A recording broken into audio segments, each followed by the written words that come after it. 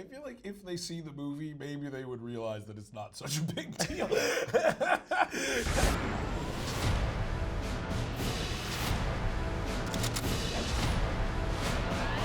This man, this face.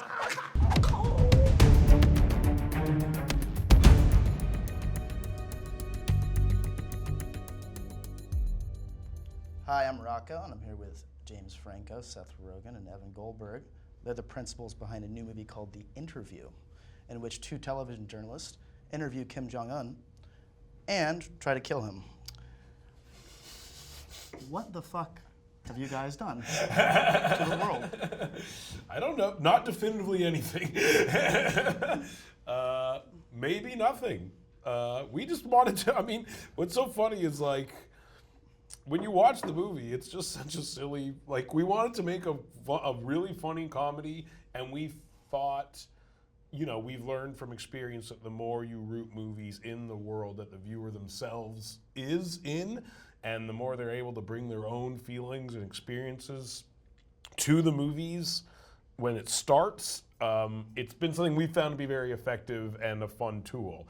And so we thought of this idea about guys who were kind of enlisted to kill a dictator, and we started reading about North Korea and Kim Jong-un, and we thought, oh, maybe that's the dictator to kill, basically. This was before it kind of caught into the zeitgeist and became a big thing. Like, this was pre-Kim Jong-un, pre-Dennis Rodman. Yeah, Kim Jong-il. It was a long time ago for us. Yeah. So around what year did you guys first get this idea? It was before, this is like 5 years ago? Yeah, it was five like or that, 6 4 years or ago? 5 years ago, yeah. And then I think what happened is we made This Is the End, and we played with reality and having people play themselves, and this was kind of like a logical progression. Yeah. Right, that was still a question on This Is the End, if we would even play ourselves, right? Yeah. But then, obviously, I hope people don't think that's like actually what we're really like. Yeah. Or, you know what I mean? But there's stuff that's sort of based on us, and it, like Seth was saying, kind of grounds the emotion of it. Yeah. And I think Kim Jong-un in this movie is probably as much like Kim Jong-un as we are ourselves. Yeah. I mean, or I mean, who knows? Right. An approximation of it. Yeah. And it's interesting when you talk about the reality where North Korea might be the most surreal place in the world, at least in terms of what we see from the outside and the few people who've gone in and done reports. Vice has done a few. How was it creating that world? I mean, how much realism did you want in the backdrop? Obviously, the plot's interestingly executed, to use a pun. I mean, visually, we put a lot of effort into making sure it looked as close to what we knew it to be from all the documentaries we watched. And Mostly from your documentaries. Yeah. And that's really all we had was documentaries and photos and a few first-hand accounts, and they all seem to corroborate the same story, which is this bizarre, kind of bleak-looking place that has extreme pops of strange colors and tons of murals. Yeah, lots of pictures of the lots of leaders. pictures of the leader. You know, and we as much as possible tried to make the parts set in Pyongyang look like what we were able to surmise it looked like. But a lot of the movie takes place. That is why a lot of the movie takes place in like this fortress outside of the main city, because it gave us a lot more creative license to kind of do whatever we wanted and make it look however we wanted. The movie's it's mostly all visual effects. A lot of it is built in post. It's a lot of us standing in front of green screens. We basically built a digital North Korea, and That sounds scary. exactly. Well, I think it was all in reaction to being stuck in one house for almost an entire movie with This Is the End. We Yeah, just we like wanted to like bust free. There's one part in the movie that is definitely the stupidest part of the whole film, when we just cut to a military base for no reason. Because we just wanted to show a military base, We wanted to like give in a it Michael scope. Bay film. Yeah, we thought that Michael Bay would do that. And on the other side of things, you're playing a TV journalist, his producer. This is the biggest interview since Frosty Nixon. Frosty Nixon? I mean, in 10 years, Ron Howard's gonna make a movie out of this. We do this, we can interview any president on the planet. And then you can ask him the real questions. This is like eating our vegetables. Once you eat those, then you get to eat the steak. What kind of research did you do for that? Because it's almost like some of those segments I feel like could be on regular TV if you're, weren't such a big movie star. People would buy it. Yeah. Oh, right. Yeah, I mean, that's the side of it that people maybe aren't talking about as much is that, you know, this is a satire, but it's equally, you know, a satire of American celebrity culture and gossip journalism as it is of anything else. And so for this character, I think in the writing of it, and then, you know, the performing of it, and the directing of it, it all sort of, we were all kind of familiar with, you know, being interviewed, where, you know, we understand what, you know, it's like to be gossiped about, and so for me, it was really a guy that, just finding that guy who loves gossip, but that kind of adds up to, well, because that's what people want to read about. Like, that's, you know, that's how I'm gonna get attention.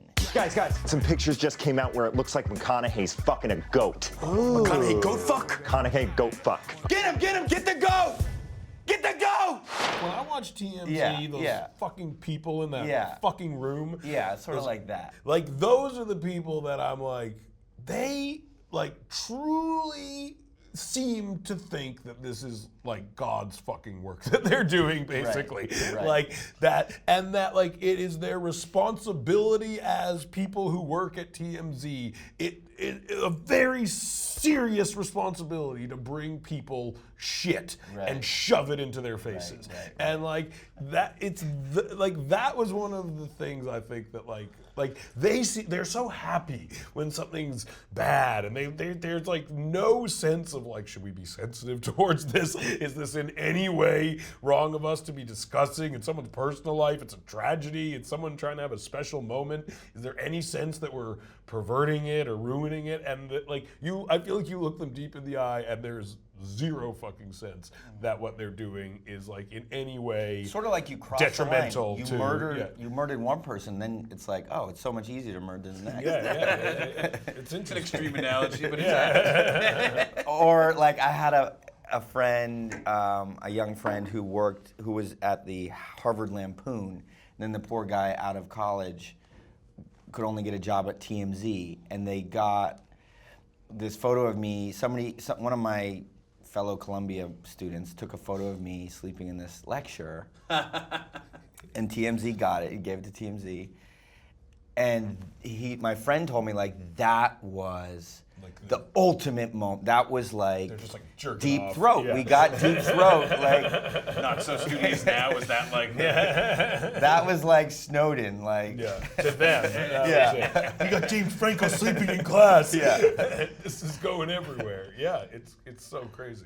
Well, and that's interesting because I feel like if you were to put like Harvey Levine in this scenario, I don't think whatever's going on in there sounds borderline sociopathic from your point of view, which I would agree with. Would he save the world? Probably not. I mean, If he thought it would help his show, that's true. yes. Actually. Which is kind of why he agrees to do it. It seems like, I mean, I honestly think, if he thought it would in any way perpetuate his company and his stature, then probably. But I don't know. Maybe not. I've never met the guy. There's an element of the naivety of your character, which on the tail end where he gets Kim Jong-un to admit that he has a butthole and peas, that's the kind of secret that cracks, you know, the great leader. I just don't think Harvey Levine would have the acumen. Exactly. You have to secure the payload. What do I do with it? What do I do with it? There are people coming. Where the fuck do I hide it? What if you hide it in your butt? I don't want to stick it in my ass. You gotta put it in your butt right now. It's a little big to stick up my ass. They are closing in on you. The package is secure. But there is a couple of very interesting things. I mean, this seems to have like quite a long gestation period. I mean, over the course of the father dying and the son taking over. So I imagine some changes had to be made to the script at that point. However, even within the movie, I mean, the release date was pushed probably for many reasons, but I know there was specifically something with buttons, I believe, that had to be digitally altered. Oh, that wasn't why we pushed. Okay. We pushed for one reason only, which is we had a better date. Oh, good. Christmas Okay, that was good, available good. to us. The buttons thing came down to people have all these suspicious theories as to what's going on, and it's literally a legal clearance issue. Yeah. We couldn't clear the images from the artists because they're in North Korea and we couldn't get to them. So we had to change 400 buttons. Yeah. And the buttons had someone else's face. Kim Now Il-sung's. it's Now it's like a different slightly image. amalgamated Yeah. version of Kim Jong. It's Wait, you were worried about the rights of the artists? It does exist in like a murky legal territory at times because like that, you know, the sculpture that the little girl is seen in front of in the opening shot of the movie is a real sculpture, and traditionally you would need the sign off of the person Yeah, who yeah. sculpted it, and Copyright. obviously that's impossible when that person is in North Korea somewhere. Well, and apparently North Korea doesn't understand the legal process. They just retaliate by hacking you, which Maybe, allegedly. maybe it's North Korea. Maybe. Maybe It's that's like to a do game with of your Clue, film. man. Yeah, You don't know where it's you going to never know. land. It Point could be being- Colonel Mustard. But I will say, you know, beyond that, the speculation has been since the summer Yes. because they declared this movie, I believe, an act of war, is what the North Koreans said, or at least wrote to the UN.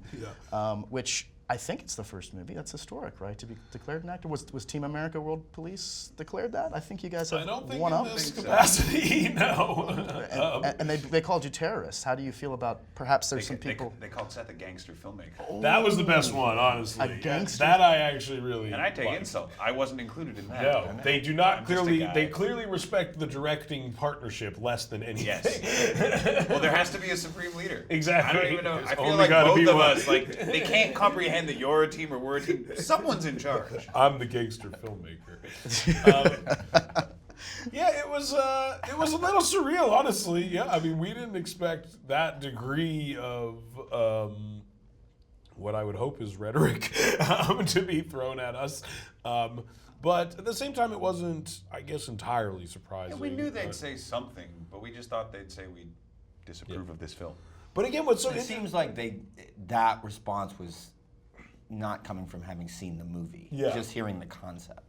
Yeah, and that's the thing is, I feel like who knows? This is the weirdest thing to say. I feel like if they see the movie, maybe they would realize that it's not such a big deal.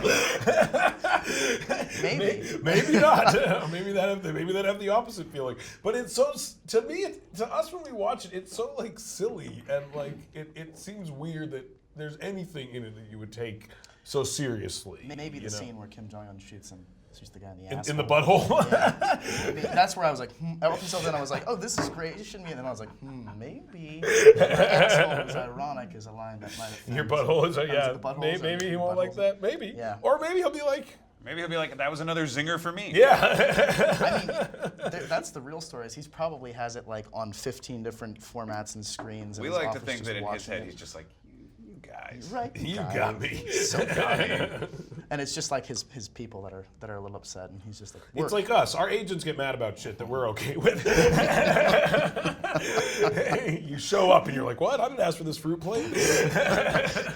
Kim Jong-un's people believe anything he tells them, including he doesn't urinate and defecate. You tell me my man doesn't pee or poo? Everybody pees and poos, otherwise he'd explode. like if you had to wager a gamble, do you think he's seen it? Kim Jong-un has seen the film?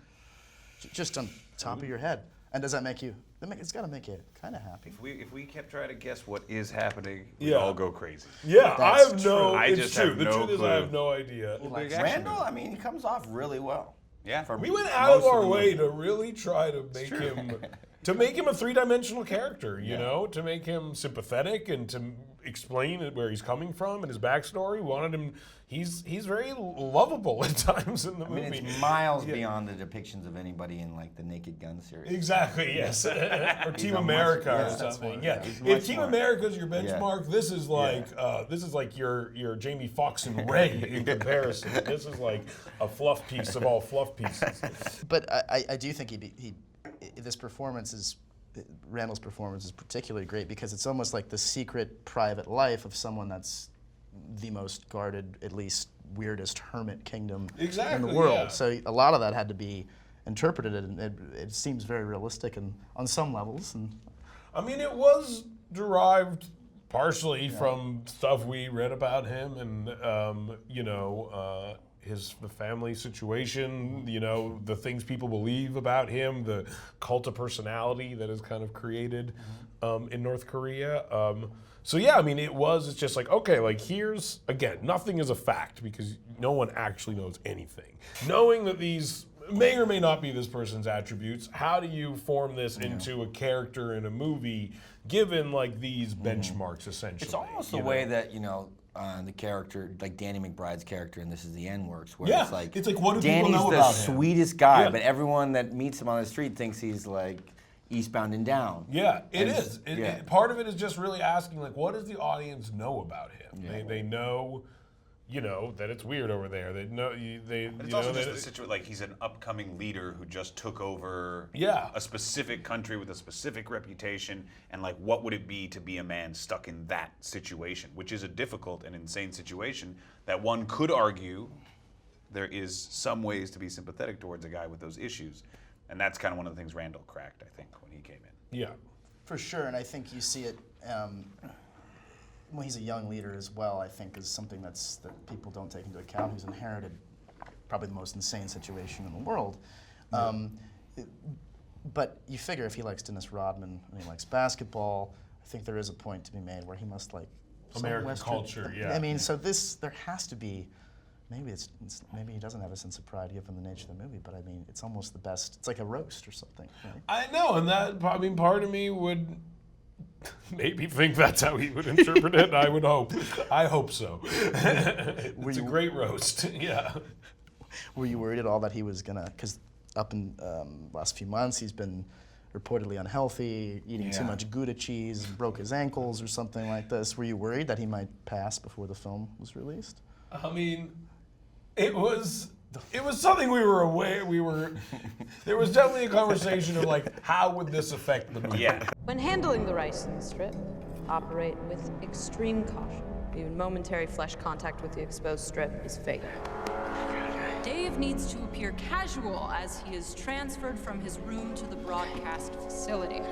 It is critical that he keeps his hand open and touches nothing. These guys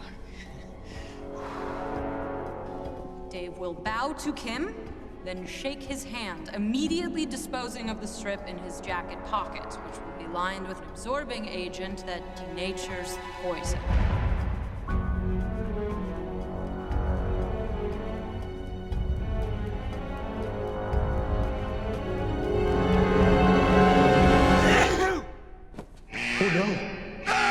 Did this film result in you guys perhaps not paying closer attention to world events, but maybe looking at things maybe like what's under the surface of these things, can the world cope with these situations a little bit better with some comedy? Because I do think this is a pretty unique film in that way, that it really plays on, like you said, a realistic scenario and takes it to a different level. I think let me set you guys up and you can finish. Like I think one thing that Seth and Evan said to me, it becomes a question of how much crap do you put into your material and how much serious stuff do you put into your material, and is there a way to balance it, or what, how do you work that out? Because it seems like crap sells more, more in certain areas and et cetera. So, and with this very movie, by nature of the subject matter and the approach that they're taking, they too are also, although I think their previous movies are incredible, movies, but they might be perceived as kind of, I don't know, on the sillier comedy side. So this is a movie that kind of takes one little step towards, kind of a more serious subject or concept. I mean, I think you aspire to do things that comedy can do, and when you grow up watching stuff like Dr. Strangelove and you watch shows like The Daily Show and South Park, and you see these comedians that are able to truly incorporate the real problems of the world and make them digestible in such a way where it's not only tolerable, it's desirable to watch it and think about it.